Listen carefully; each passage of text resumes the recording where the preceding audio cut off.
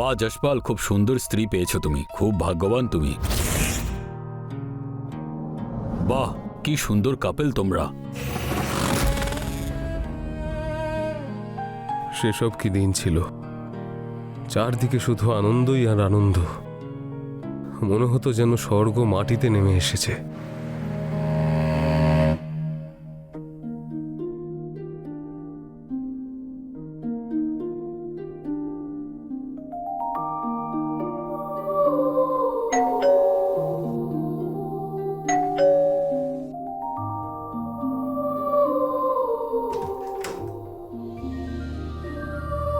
এসে গেছো? চলো।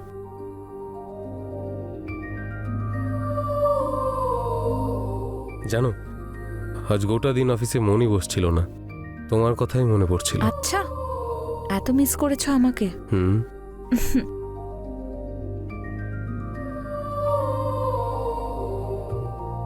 মে আই কামিং? সরি সরি, মনে হচ্ছে ভুল সময় চলে এসেছি। যখন এসেই গেছিস তাহলে চলে আয়। হ্যাঁ,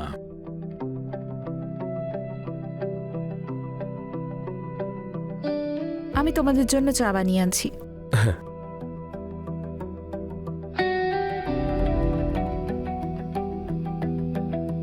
কোনো টেনশনে আছিস নাকি? চুপ করে আছিস কেন? আমাকে বর্ডারে পাঠাচ্ছে, 4 মাস বাড়ির থেকে দূরে থাকতে হবে। মাহিকে বলেছিস? না, কিন্তু বলতে তো হবেই। বল ভাই, আমার না ওর জন্য খারাপ লাগছে ভাই। দেখ, ইটস পার্ট অফ জব, এটা থেকে আমরা বাঁচতে পারবো না। Mahi will understand. হ্যাঁ, সেটা তো ঠিকই, কিন্তু আসলে ভাই আমি চলে যাওয়ার পরে না ও পুরোপুরি একা হয়ে যাবে।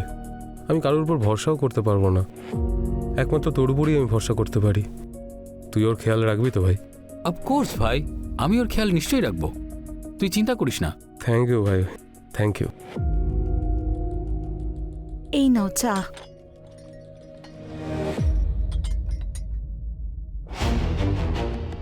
তার কিছুক্ষণ পর অজিত চলে গিয়েছিল, আর আমি ভাবছিলাম যে এই কথাটা আমি মাহিকে কিভাবে বলবো। একটা কথা বলার ছিল। কি বলো না? খুব একটা ভালো কথা তো নয়, জাস্ট ভাবছিলাম কিভাবে বলবো। তুমি ভয় দেখিও না। আমাকে 4 মাসের জন্য বাইরে যেতে হচ্ছে। সিরিয়াস হয়ে গেলে? সিরিয়াস হওয়ার মতোই তো কথা। তুমি 4 মাসের জন্য বাইরে যাচ্ছ, আমি কিভাবে থাকবো তোমাকে ছাড়া? এটাই তো আমি ভাবছিলাম। আমি তো একটা দিনও তোমাকে ছেড়ে থাকতে পারবো না। খুব মিস করবো তোমায়। আমিও মিস করবো তোমাকে খুব।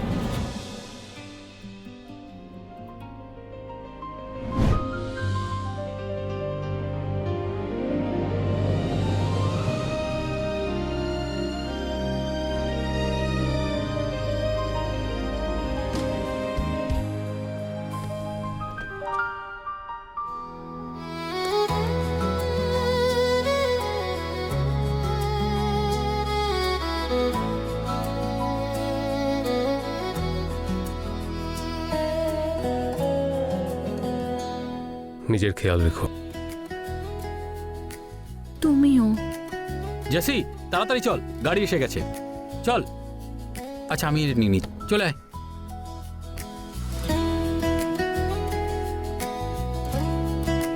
বাই। বাই।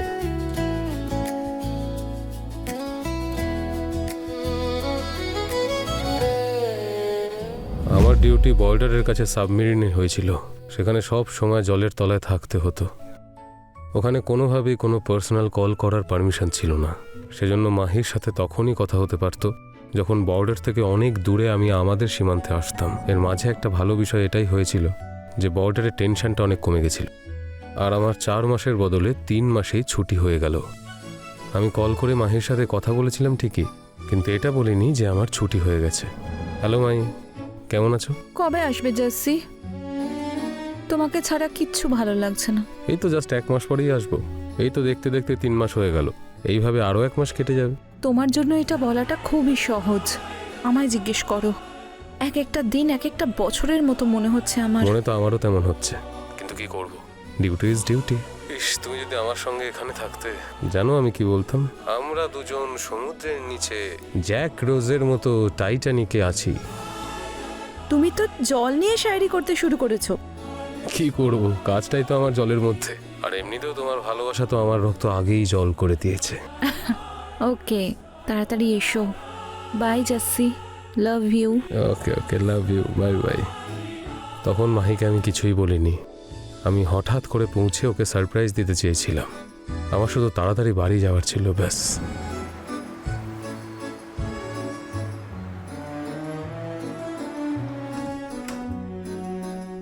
পরের দিন বাড়ি পৌঁছে নিজের চাবি দিয়ে আমি ঘরের দরজাটা খুললাম আর ভেতরে ঢুকলাম।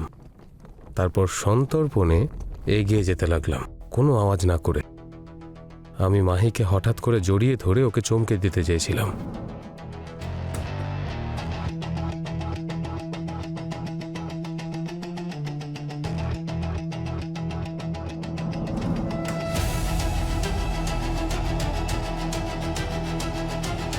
এখন আমাদের কাছে 1 মাস বাকি আছে।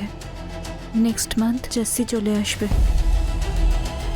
তুমি এত টেনশন নিচ্ছ কেন? এখন আমরা সবার সামনে দেখা করছি, পরে লুকিয়ে লুকিয়ে দেখা করব। কেন না? চুরি করে করে দেখা করার আলাদা একটা মজা আছে। কথাটা তো ঠিকই বলেছ, চুরি করার একটা আলাদাই মজা আছে।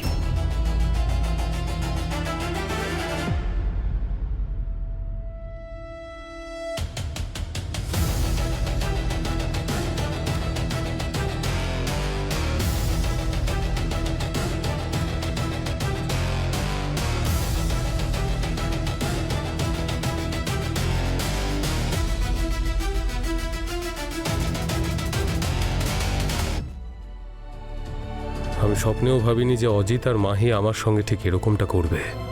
এই জঘন্য দৃশ্য দেখে আমার মাথায় আগুন ধরে গেছিল। ইচ্ছে হচ্ছিল আমি তখনই গিয়ে দুজনকে শ্যুট করে দিই, কিন্তু আমি দেখতে চাইছিলাম যে আমি আসার পর দুজনে কেমন নাটক করে। সেজন্য আমি আমার জিনিসপত্র নিয়ে চুপচাপ ঘর থেকে বেরিয়ে গেছিলাম।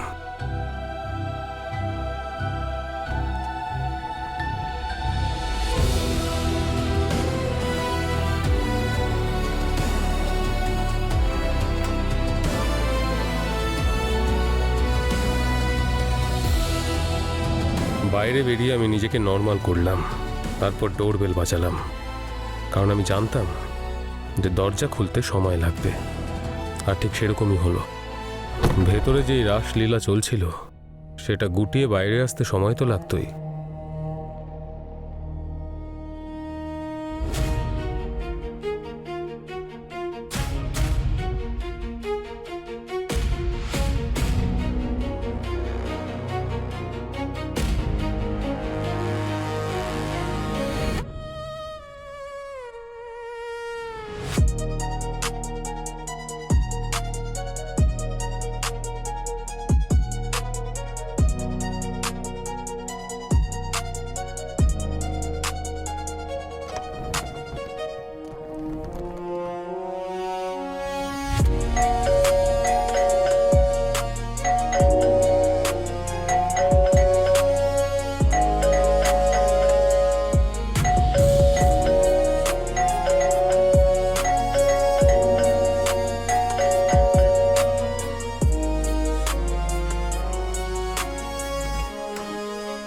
ও মাই গড, আমি কি স্বপ্ন দেখছি?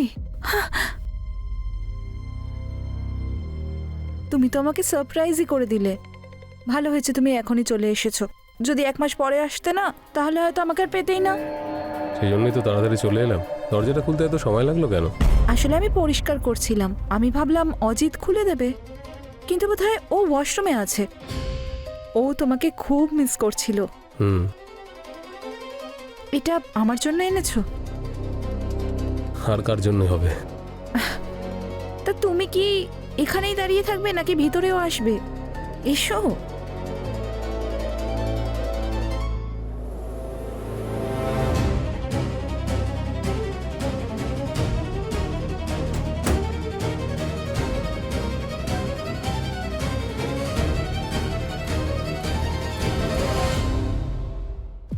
কি গিফট এনেছো তুমি আমার জন্য?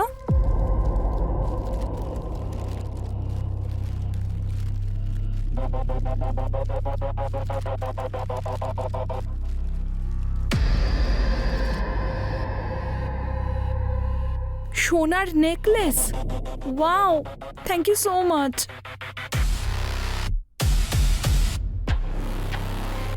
খুব ভালোবেসে এনেছিলাম, ভেবেছিলাম নিজের হাতেই পরিয়ে দেবো। হ্যাঁ, তা পরিয়ে দাও না। এখন অনেক ক্লান্ত হয়ে গেছি। বুঝতেই পারছি। আমি তোমার জন্য গরম গরম চা বানিয়ে নিয়ে আসছি।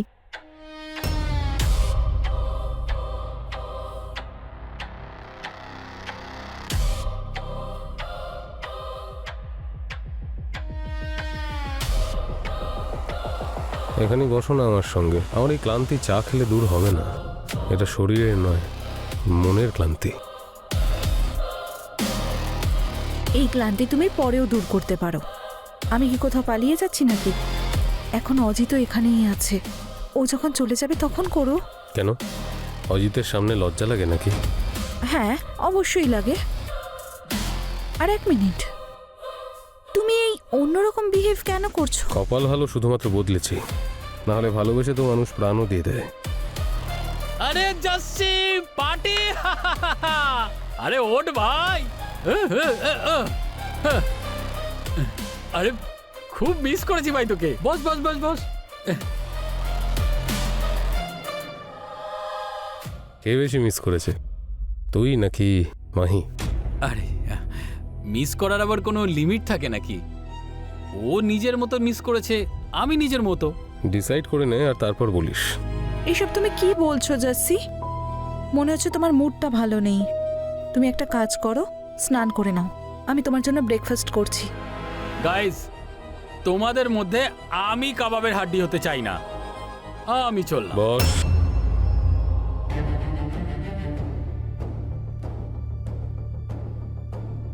কাবাবে তো হাড্ডিটা আমি ভুল সময় এসে তোদের দুজনের আনন্দটা মাটি করে দিলাম, তাই না?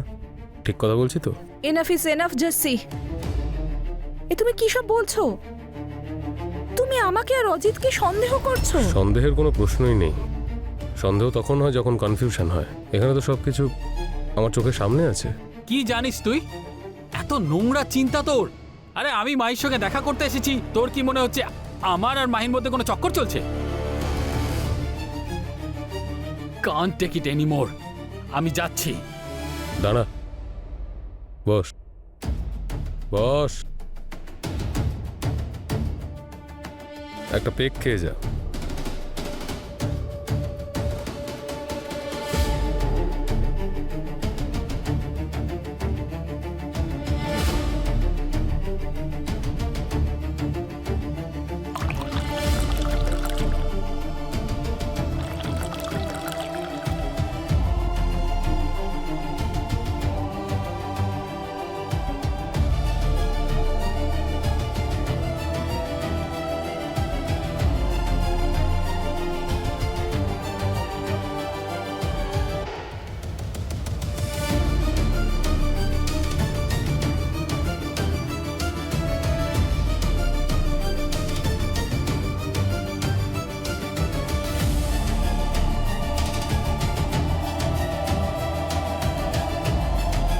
নে হুইস্কি নে। হ্যাঁ,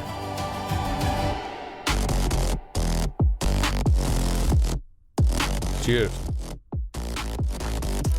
চিয়ার্স। আমি আসলাম। বস, বেশি স্মার্ট হওয়ার চেষ্টা করিস না তুই।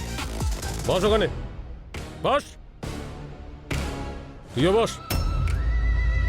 আমি সব কিছু নিজের চোখে দেখেছি আর শুনতেও পেয়েছি যে যশপাল আসার পর আমরা লুকিয়ে লুকিয়ে দেখা করব। সবার আগে তো এটা অ্যাকসেপ্ট কর যে তোরা দুজন একসঙ্গে রাসলীলা করছিলি। বল, না হলে গুলি চালাতে আমার হাত একটুও কাঁপবে না। আমাকে ক্ষমা করে দে জাসি। গুড। এবার বল যে গল্পটা শুরু কিভাবে হয়েছিল। তোদের দুজনের এই নোংরা খেলাটা কবে থেকে শুরু হয়েছিল? দেখো জাসি, সোজাসুজি বল, নাটক কম কর। যেটা জিজ্ঞাসা করছি সেটা বল, না হলে 1 2। বলছি তোমার যাওয়ার 2 দিন পরেই আমি মায়ের জন্য আইসক্রিম নিয়ে এসেছিলাম। দেখো আমি তোমার জন্য কি এনেছি। ও থ্যাংক ইউ। এই শহরের বিখ্যাত আইসক্রিম এটা, ফর ইউ। আমার আইসক্রিম খুব ভালো লাগে। আর একটু খাও।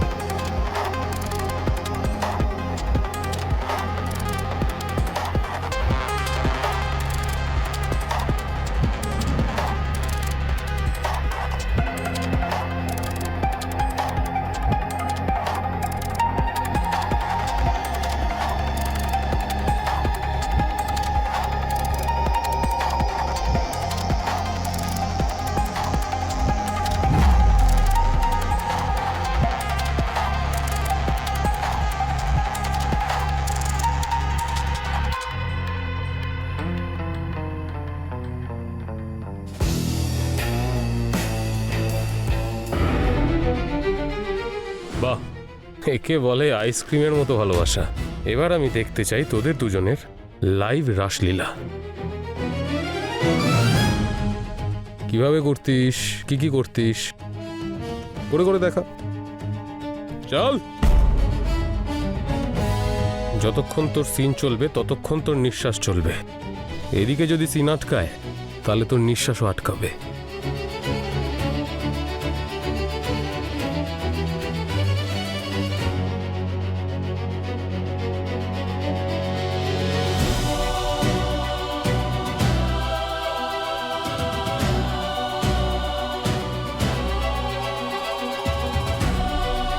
ভালো করে।